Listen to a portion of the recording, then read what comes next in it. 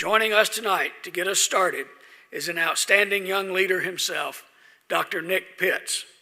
I became acquainted with Nick a few years ago after being introduced to his daily blog and then reaching out to him to meet in person. Nick lives in Dallas with his family and is the Director of Communications at Atmos Energy. When I became acquainted with Nick, he was the Executive Director for the Institute of Global Engagement at Dallas Baptist University. In that role, Nick penned editorials for publications such as the Philadelphia Inquirer, the Dallas Morning News, and the Fort Worth Star-Telegram. Nick also co-hosted a national radio program, provided commentary on current issues on cable news, and provided a daily briefing subscribed to by thousands, which I strongly recommend. In recognition of his excellent work, Nick was named the top 40 under 40 by the Public Relations Society of America in 2021. Nick became a member of Sigma Phi Epsilon at Austin Peay State University in his home state of Tennessee, and later earned his PhD from Dallas Baptist University. Nick is going to speak with us tonight and share his perspective on what it means to lead with love, honor, and truth in today's culture. Please help me welcome Dr. Nick Pitts.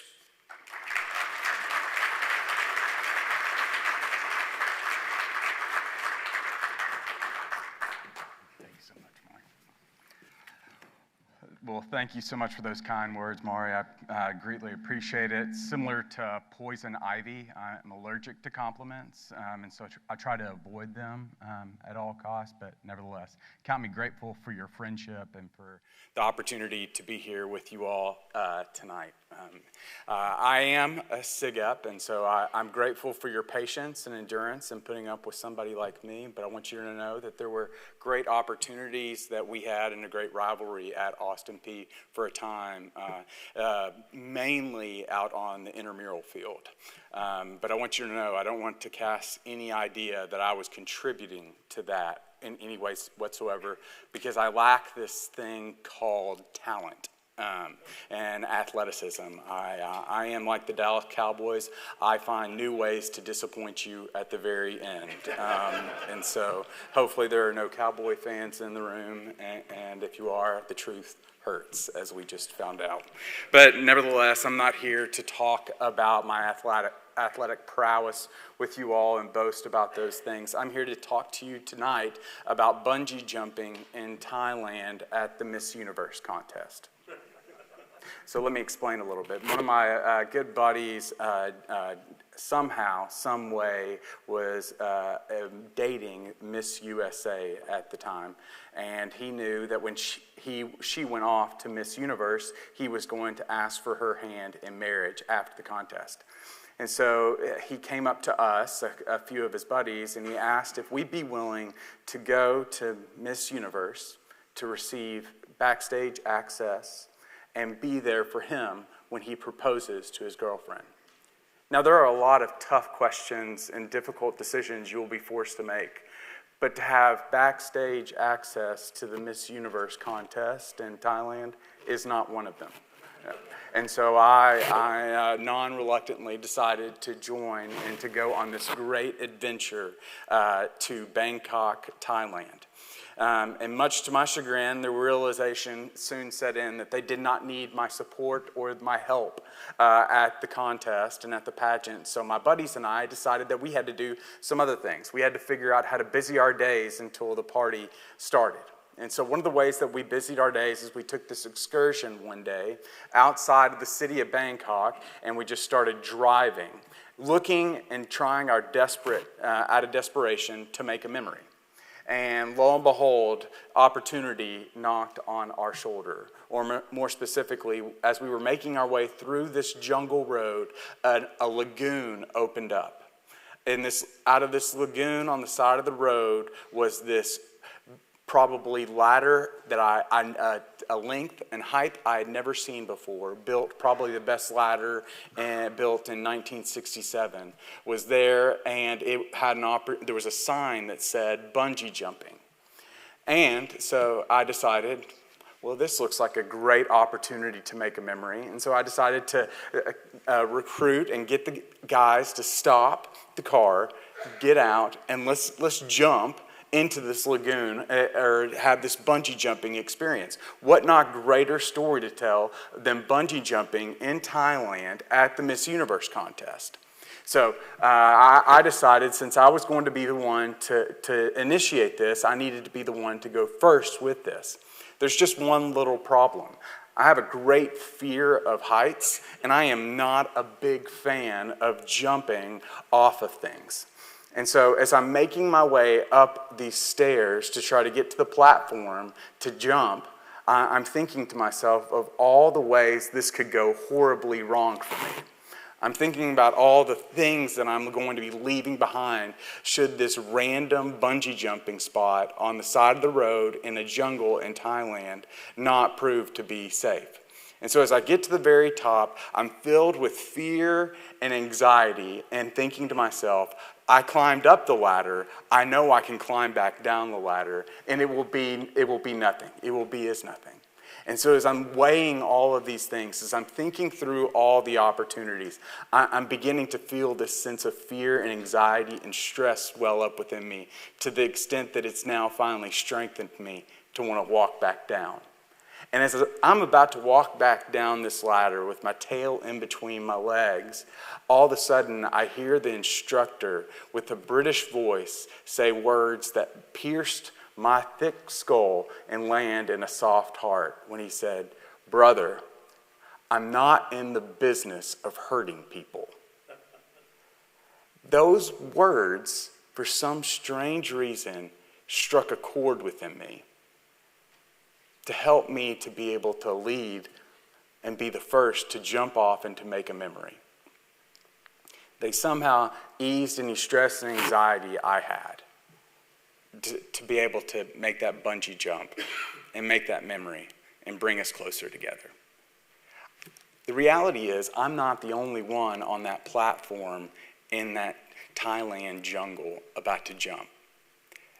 I am sure within this room right now, there are many of you recently elected that have that sense of stress and anxiety and fear about jumping, or more specifically, leading your chapters.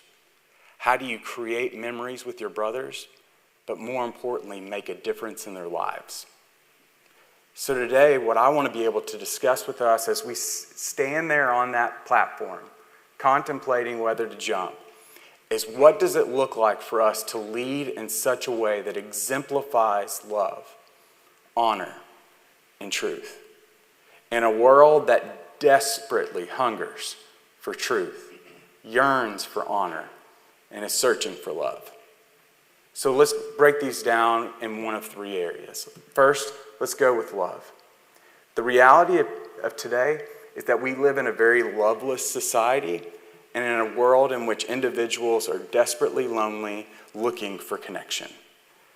In 1985, the average American had 3.6 friends. Today, that number has dropped down to 1.7.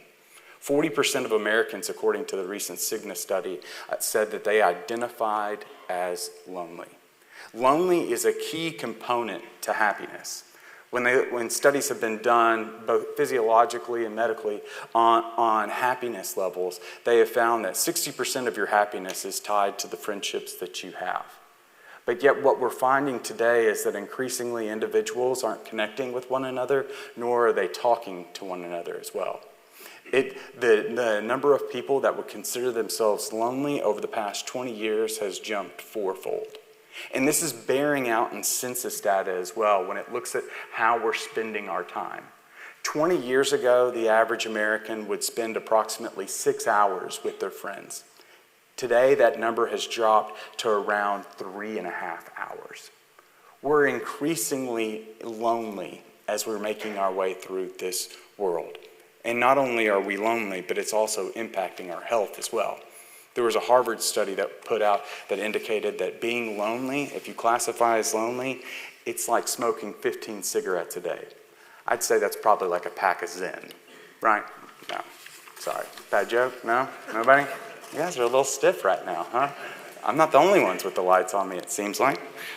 But in all seriousness, where there's a loneliness epidemic and a lack of love that we find ourselves in. So what does it look like to be that friend, to show that love to your fraternity brothers that entrusted you to lead them? What does it look like to be that brother that you yearn to have? Well, I tell you that there's 3 levels of friendship, according to Aristotle. The first level is the partner, the second is the pleasurable, and the third is the perfect. The partner is very simple. We all know this. You scratch my back, I scratch yours. A partner friendship is very facile. It's very limited, transactional to you do something for me, I'll do something for you. That's nothing that anyone wants within a fraternity relationship. The second is the pleasurable. The pleasurable Aristotle was referring to is this idea of coming and rallying together around a shared affinity.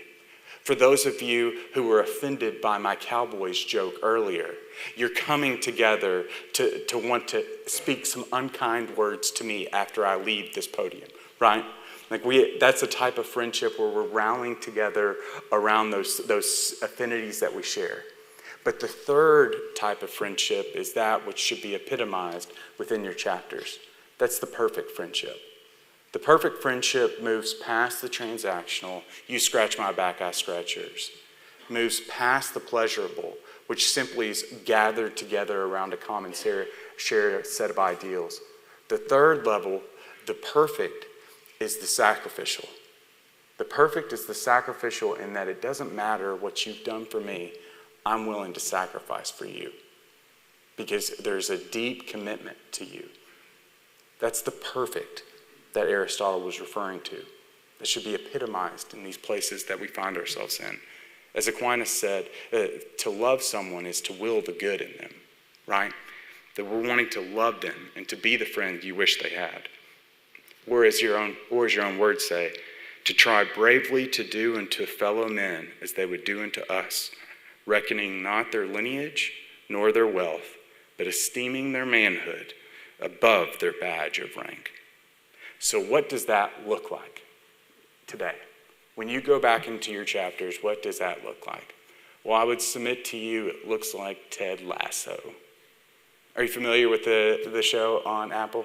Ted Lasso, we know him as the jokester, we know him as the failed footballer that somehow makes his way across the seas, and now he's coaching this communist kickball team known as soccer, but nevertheless, Ted Lasso is this coach, and he knows nothing about soccer, but yet he's leading this team to achieve levels of success. But specifically, what I want to focus on with Lasso and what it looks like for us today is his friendship with Coach Beard. Spoiler alert, if you're not to season 3 yet, you can, it's past statute of limitations. If you haven't seen it right now, then that's your problem. So in season 3, what we find out about Coach Beard is he's a very troubled man. But his relationship with Lasso goes back years, to the extent that he saw that they played football together. And not only did they befriend one another, but then Coach Beard decides to run off and begins stealing, begins doing drugs, goes into jail. But yet Lasso sticks by his side. Not only does he stick by his side, but he sticks by his side to the extent that he even willingly lets him use his car, yet Coach Beard steals his car. But that's not going to stop Lasso from loving him. Why? Because it's a perfect friendship. It's a perfect friendship that recognizes the sacrifice that's necessary for the betterment of the other, willing the good of the other. This sounds challenging, yes, but as Lasso said, taking on a challenge is a lot like riding a horse. You know, if you're comfortable while you're doing it wrong, right? Because the reality is your brothers need you and you need your brothers. And you not only do you need your brothers, but you're going to be counting on them as you delegate tasks to them. And that's going to create some hardships. But as Sebastian Junger noted, the only thing worse than enduring hardship is being felt as though you're unnecessary. They need you. You need them. Show them that love and lean on them. The second piece that I want to refer to is this idea of honor. The original Greek word for honor places a heavy emphasis upon the idea of worth and price. For us, we've seen honor as something that starts on the inside and that we look to recognize it on the outside. But in the ancient Greek world, honor wasn't seen as this way. Honor didn't start on the inside. Honor started from the community, recognizing the worth that you were to them, and in turn bestowing that honor upon you. You did something that was worthy and merit of honor, and in turn they gave you accolades, achievements, and honor in order to compensate you for the work that you did. But today we live in a world that sees it differently, that's actually switched. But here's where it's very tricky for us if we're living in this world today, because there's a sense that what you're doing is very commendable. There's a sense of what you're doing is has an opportunity to pursue after excellence and bestow honor onto your chapters. But there is a temptation in what you're doing as well, of not wanting to give back to your chapters, but to use your chapters to extend your own. What am I referring to? Yuval Levin has this great book called A Time to Build, and it highlights this changing dynamic. He says there used to be the day in which you heard about a company man. You've probably heard that before, right? He's a company man. He's been shaped by the culture and the ideals of that company, and he has those characteristics that defines that company. Now individuals aren't being company men. They're not being shaped by their company, but they're seeking to use their company as a platform for their own prospective brands. A key temptation that must be avoided isn't simply trying to take from your fraternity, but to give back to it, to give back to your chapter, because in turn your chapter will give back to you in far more ways than you can ever fathom. So why is this honor important? Well, I'd submit to you because honor is important when you give back, when you're selflessly giving of yourself and of your talents and your skill sets to your chapter. When you're giving back that honor, you're becoming more effective. Because without honor, your influence will wane. And you may hold the seat of a leader in your chapter, but you will have very little influence over your chapter. So what does that look like? To pursue after honor and to achieve more and more honor within your fraternity? Well, I'd submit that looks like an obituary. You know, David Brooks has a great book entitled The Road to Character. And what it writes in The Road to Character is we're living in a world today that focuses highly upon resume virtues and not eulogy virtues. Those resume virtues refer to I'm proficient in PowerPoint. I am an Excel mastermind. I can code with the best of them. But how many of us want, when our days are ended and our eulogies are being read, for them to say, I'm good at PowerPoint, that I'm a great coder? Rather, how many of us, when our last breath is breathed and our obituary is written, it says, I was a good man? How much time are you giving to your resume virtues? And in turn, how much time are you giving to those eulogy virtues? Because you only live once. But if you do it right, one time's enough. Because the reality is, without individuals, nothing changes. But without institutions, nothing survives. The influence and the power that you have must be channeled into an institution that lasts far beyond you. Honor. Finally, there's truth. And can we all admit that breaking news is breaking us, right? That we are living in an increasingly untrustworthy world. 50 years ago, AP put out a study that indicated that 70% of Americans said they trusted their neighbor. 10 years ago, it said that 50% of Americans trust their neighbor. And among individuals 18 to 24, that number had dropped down to 19% of individuals trust their neighbors. We just don't trust one another. And not only do we not trust one another, we also have lack of trust in our institutions.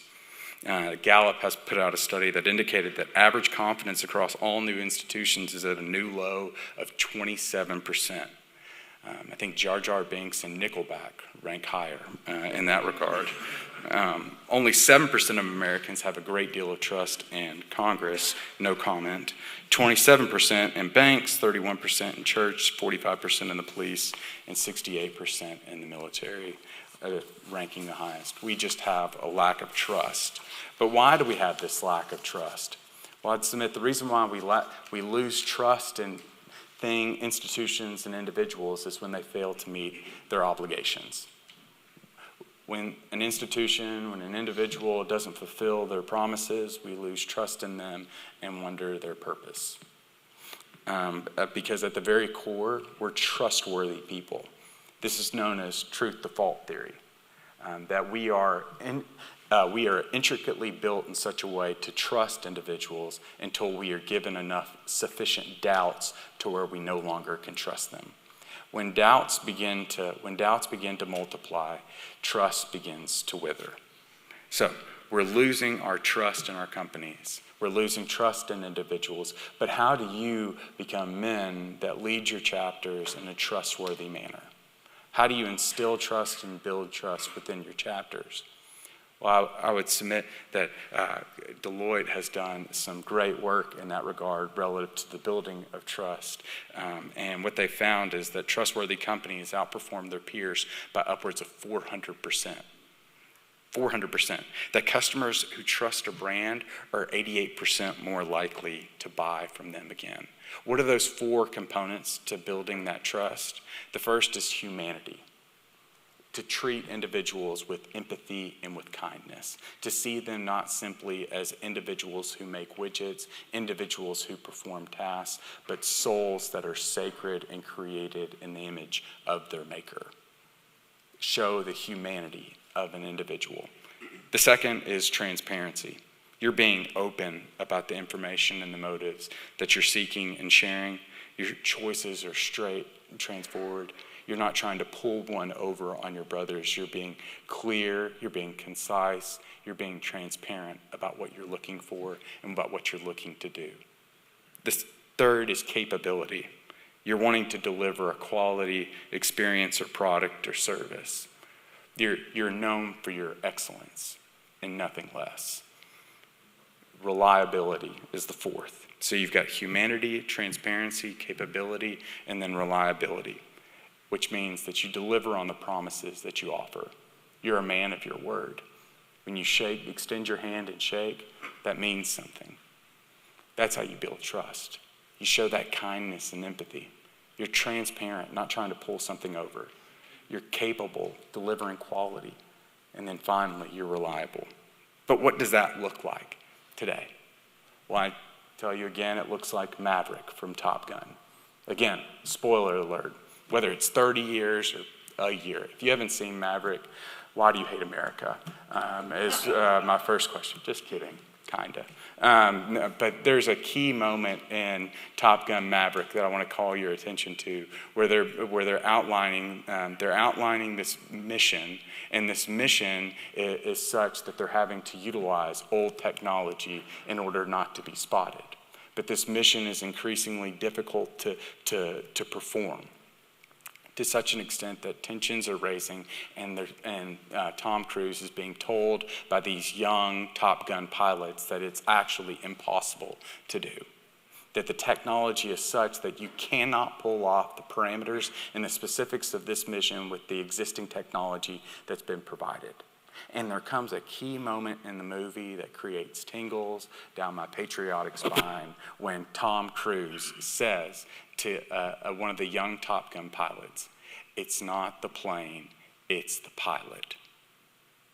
He insinuates, he points back to the individual to show his trust in them, and in turn is asking for them to trust him and his instincts and his teaching.